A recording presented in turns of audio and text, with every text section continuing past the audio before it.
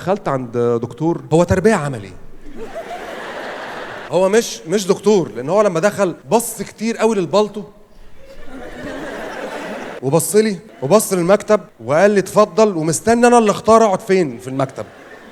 لبس البلطو وبعدين جه قاعد جنبي قدامي كده وساند على المكتب، وبعدين يحس ان ده مش صح، قال لي ثانيه واحده معلش، وقام من على المكتب ولف وقعد يتكلم معايا على المكتب كدكتور. فهو دي بدايه غير مبشره، واضح ان هو مش اول يوم، دي اول جلسه تحصل معايا. قلت له انا كنت بشيل كرسي وحصل كذا كذا وظهري وجعني جدا يا دكتور وعايزين، قال لي هنعمل جلسه دلوقتي وان شاء الله هتبقى زي الفل وزي البومب وبتاع. قلت له حضرتك هنعمل جلسه بناء على ايه؟ حضرتك عرفت انا عندي ايه؟ قال لي هنعرف جوه. قلت له تمام. دخلت مقبره بيضاء عرضها 70 سم في 20 مثلا او حاجه، ضيقه جدا وفيها سرير رفيع قوي، واضح انه حاد يعني هيدخل في ظهري اصلا، يعني انا اكبر منه.